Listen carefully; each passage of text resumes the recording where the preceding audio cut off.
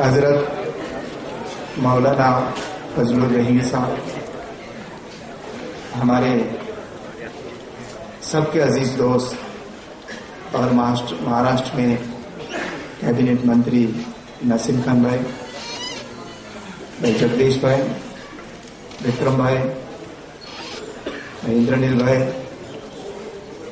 MK. Baloch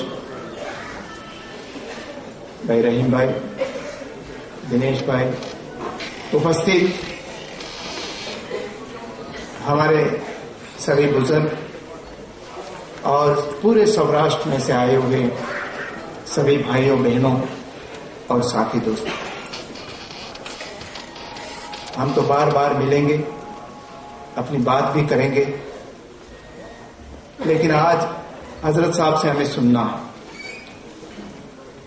कि देश में आज के दिन में शिक्षा और क्षेत्रों में सच्चर कमेटी के बाद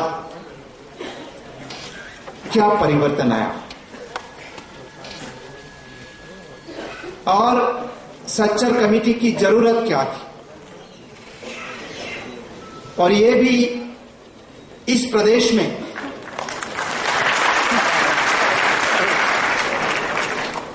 कि जिस प्रदेश में सच्चर कमेटी की रिपोर्ट की होली की गई थी। आप सबको मालूम है, जब डॉक्टर मनमोहन सिंह जी ने और आदरणीय सोनिया गांधी ने तय किया कि देश की जो माइनॉरिटीज लोग हैं,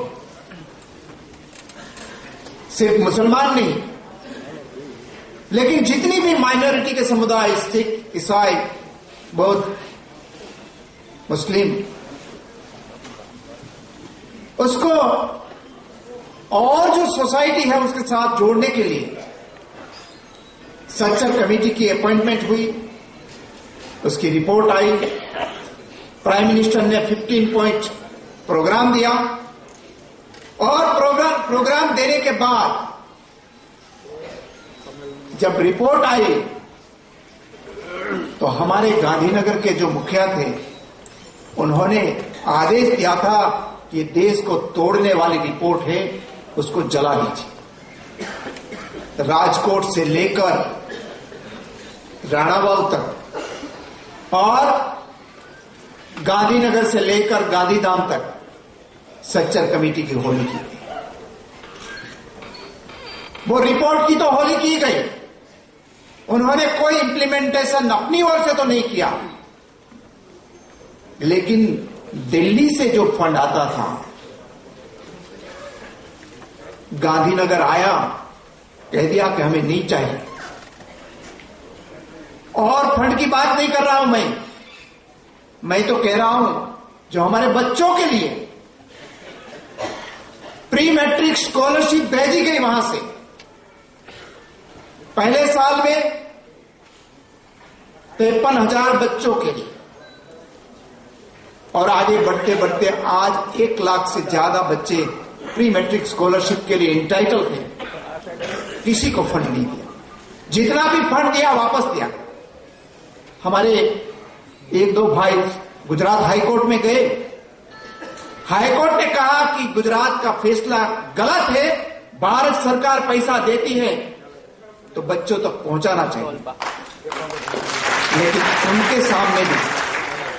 उनके सामने भी ये सरकार सुप्रीम कोर्ट में गई। क्या गुनाह किया है हमारे बच्चों ने कि दूसरे लोगों को स्कॉलरशिप मिलती है, हमारे बच्चे तक आते हैं, वो गुजरात सरकार के पैसे से नहीं, भारत सरकार के पैसे से आते हैं, क्यों रोकते हैं? ये सवाल सबके मन में खड़ा होता है। मैं यहां की बात नहीं कर रहा हूं। माइनॉरिटी कम्युनिटी दुनिया में कहीं भी जाती है, सारे दुनिया में उसको कुछ न कुछ हक मिलता है। लोग पाकिस्तान की बात करते हैं, वहां भी माइनॉरिटी कम्युनिटी है, वहां भी कुछ हक उनको भी दिया गया। लेकिन हम पाकिस्तान के साथ अपने देश की कंपैरिजन करना नहीं चाहता, क्योंकि वो तो पॉलिटिकली बहुत पीछे है। लेकिन दुनिया के जो आगे आने वाले देश से मैं गया था इंग्लैंड में 1995 में, दिवाली का समय था। लेस्टर जो तीसरा नंबर का सिटी है, वहां दिवाली मनाने के लिए जो भारतीय लोग हैं वहां, उनको लेस्टर काउंसिल 1 लाख पाउंड रोशनी मनाने के लिए देती है। वहां का जो माइलस्टोन रहता है, वहां गुजराती और पंजाबी ज्यादा है, तो माइलस्टोन में इंग्लिश के साथ पंजाबी और गुजराती में लिखा गया है कि यहां से ये कितना जो डेस्टिनेशन है कितना किलोमीटर दूर है। स्कूल में आपका एक भी बच्चा है, आप गुजराती पढ़ना चाहते हो, पूरा पेमेंट से उसको गुजराती शिक्षक भी मिलता है। ये हक हमें मिलता है वहां, क्योंकि हम माइनॉरिटी में। तो ये हक दुनिया में सब जगह दिया, ये कोई नई बात नहीं है। भारत के जो कॉन्स्टिट्यूशन बनाया है उसमें भी कहा गया है कि जो जिसको अपॉर्चुनिटी कम मिलती है उसको अपॉर्चुनिटी देनी चाहिए। लेकिन कई पार्टियों की राजनीति कई धर्म के नफरत पर जिंदा रहती है। गुजरात में जो शासन करते हैं उसकी राजनीति मुसलमानों के प्रति नफरत करके चलती है। वो गालियां देकर और लोगों का वोट लेते हैं, आज तक लेते आए। जब तक गालियां देते थे तब तक तो हम सुनते रहते थे, ठीक है। पड़ोस में कोई लोग ऐसे आ जाते हैं तो हम सुन लेते हैं। लेकिन उससे आगे बढ़कर ये जो मुखिया आया है, उन्होंने तो लहू की नदियां बहाई। अपनी शासन व्यवस्था के लिए 2002 भी हुआ, अपने भाइयों का गोधरा का डिब्बा भी जलाया, उसके बाद भी जलाया। यही नफरत की राजनीति नकली एनकाउंटर तक ले गए। और आज दिन ऐसा आया कि बड़ी खुशी चाहिए,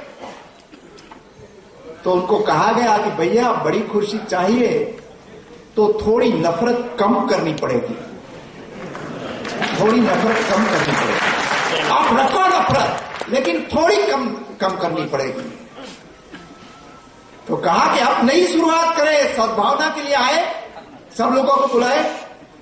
लोग बोलने लगे कि नहीं आएंगे, कोई बात नहीं, अपने लोगों को टोपी दे दो, बुर्खा पहना दो, लाओ सब लोग, गले लगाओ सबको। अब तक जिससे परहेज रखते थे उसके साथ फोटो लेना शुरू किया, कम से कम इतना तो हुआ बुरी कुर्सी के। लेकिन बाद में क्या हुआ, कोई भाई बहुत खुशी से सामने बैठे बुजुर्ग ऐसी टोपी पहनाने के लिए, हम तो पहन लेते हैं कहीं भी जाए, टोपी भी पहन लेते हैं, पगड़ी भी पहन लेते हैं, शाल भी पहन लेते हैं, प्यार से जो देते हैं ले लेते हैं। उन्होंने कहा मैं तो सारे देश को टोपियां पहनाता हूं, मैं कैसे पहनूं? कहा कि भाई ये तो नमाज के लिए पवित्र टेप है, पहनिए। कुछ अच्छी सोच आप में आएगी, तो मुझे नहीं चाहिए। लेकिन अभी आपका वोट चाहिए, अभी आपका वोट चाहिए। मैं कहता हूं आप सबसे, जो अपने भाई वहां गए हैं उनको पूछिए कभी कि भाई वोट की राजनीति मत करो। अगर आप चाहते हैं तो हमारे लिए क्या प्रोग्राम लाकर आए हैं वो हमें बताइए। चंद लोगों को खुशी मिल जाती है, वहां जाते हैं, कोई चेहरा तो चाहिए कि 2 लोग हमारे साथ भी हैं, तो हो जाते हैं वहां। और वो लोग अपनी खुशी के लिए वो भी बात करते हैं और जय श्री राम बोलते हैं वहां जाके। अरे जय श्री राम क्यों बोलते हैं हम? आप सौराष्ट्र में तो मौलाना साहब यहां हिंदू हो मुसलमान हो, राम राम भी बोलते हैं और सलाम भी बोलते हैं, पूरा तो नहीं बोलते। सही बात है, सही बात है।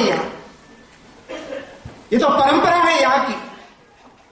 लेकिन नहीं, वो बोलते हैं कि हमें यहां आओ जय श्री राम बोलते सही। राम राम नहीं, राम राम तो परंपरागत है, सलाम तो परंपरागत है, वो नहीं। तो वहां जाके ये बोले जय श्री राम बोले। उनको कहिए भाई कि वहां क्यों गए, हमारा राम राम और सलाम बहुत अच्छा था सौराष्ट्र वाला, सब लोग बोलते हैं सामने मिलते हैं तो।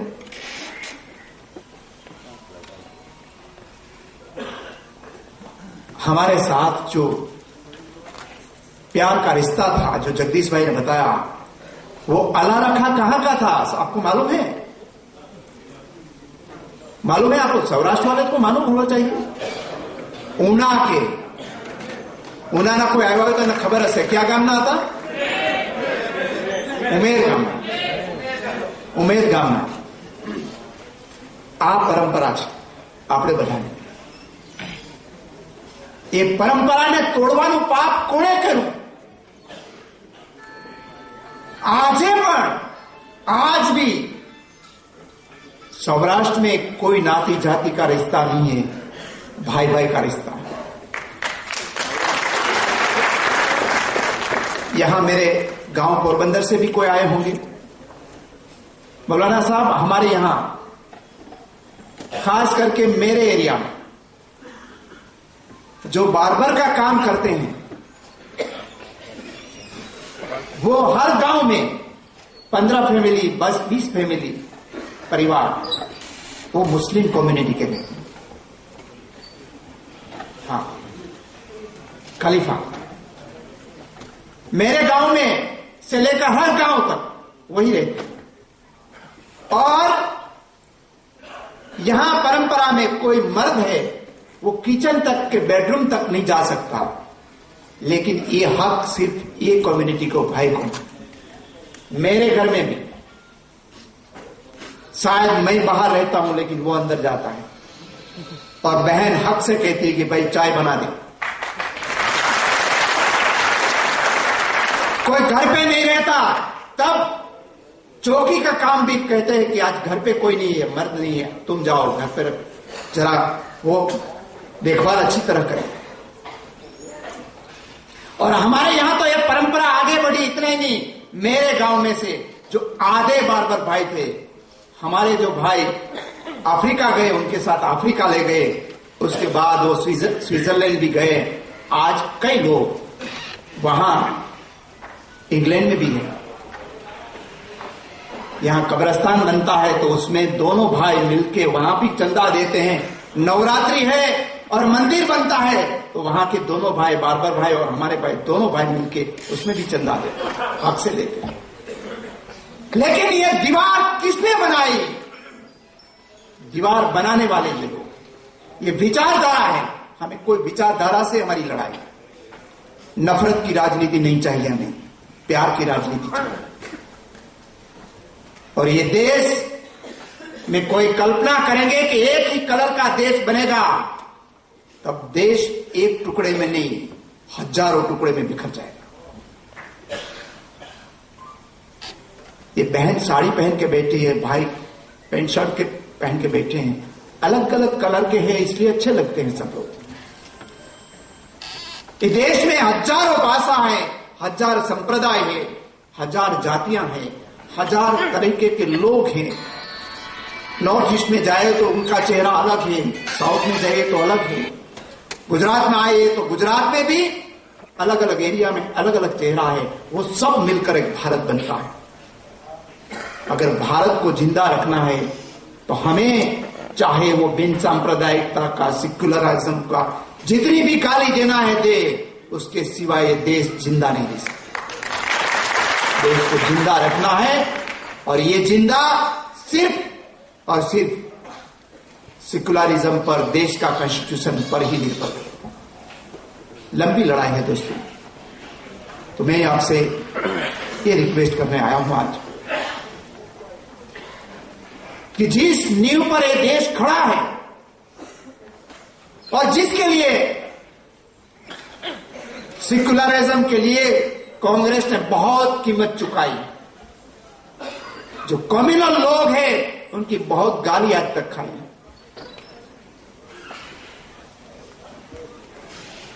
जब मैं बाहर, जगदीश भाई वगैरह सबको मालूम है कि नकली एनकाउंटर का किस्सा मैं बाहर ला रहा था, तब अपने लोग भी कहते थे कि अर्जुन भाई ये पोलराइज कर देंगे, राज्य को आप मत उठाइए। मैंने कहा था कि मानवता का खून हो रहा है, चाहे मेरे परिवारजन की गाली देंगे, मैं यह मुद्दा उठाएंगे। ये उठाया और आज देश में उनके बाद गुजरात में 2003 से लेकर 2006 तक गुजरात में एवरी मंथ, हर महीने टेररिस्ट आते थे, सिर्फ मोदी जी को मारने के लिए आते थे, सिर्फ मोदी जी। और जो आते थे वो लश्कर-ए तोयबा के मेंबर थे, दाऊद के साथी थे, आईएसआई के एजेंट थे और हमारे लोकप्रिय बहादुर मुख्यमंत्री को मारने के लिए आते थे। लेकिन हमने जो मुद्दा उठाया पहला, उसके बाद न गुजरात में त्रासवादी आया, न मोदी को मारने के लिए एक लोग आया। जो निर्दोष लोग मरते थे वो भी बच गए। और मैं तो ये भी कहता हूं कि मोदी जी की साल भी 100 साल हो, वो भी बच गए, उसके मारने के लिए कोई नहीं आ रहा। तो मैं आपसे रिक्वेस्ट करना चाहता हूं कि हमारी लड़ाई विचारधारा के सामने, कोई व्यक्तिगत सामने नहीं। और ये विचारधारा इंक्लूसिव ग्रोथ की है। टाटा, बिरला या बड़े कॉर्पोरेट जगत है, उनकी तिजोरी बड़े, हमारी चिंता नहीं है। हमारी चिंता ये है कि हमारा बच्चा तंदुरुस्त हो, उसकी मां तंदुरुस्त हो, बच्चा स्कूल में जाए तो अच्छी स्कूल मिले, हॉस्पिटल में जाए तो उसको अच्छी सारवार मिले, बड़ा हो जाए उसको रहने के लिए घर मिले, उसको रोजगारी मिले। ये कल्पना है। और ये प्रवाह में जो पीछे रह गए हैं उनको हाथ पकड़कर आगे लाने की जिम्मेदारी कॉन्स्टिट्यूशन ने हमें दी है और ये हम कर रहे हैं। हमारे सामने वाली विचारधारा है यही है कि एक धर्म को गाली दो, दूसरे को पैम्पर करो।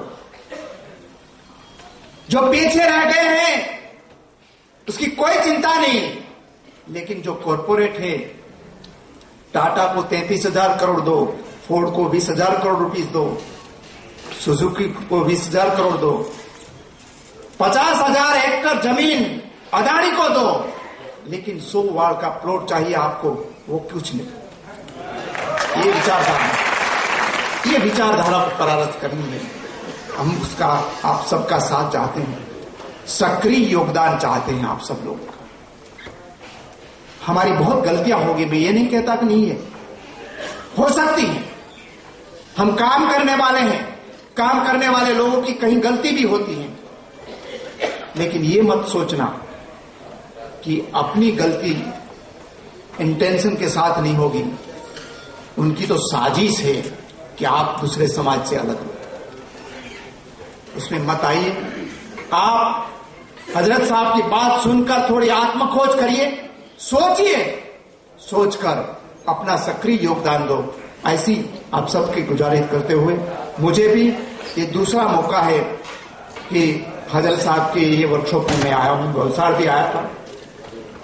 मुझे थोड़ा डर था सौराष्ट्र में कि लोग कम आएंगे, मुझे बहुत खुशी है और मैं सभी आयोजन करने वाले लोगों से धन्यवाद करता हूं। इतनी बड़ी मात्रा में आप सब लोग आए, मैं आप सबकी ओर से हजरत साहब का आभार व्यक्त करते हुए मेरी बात पूरी करता हूं। जय हिंद, जय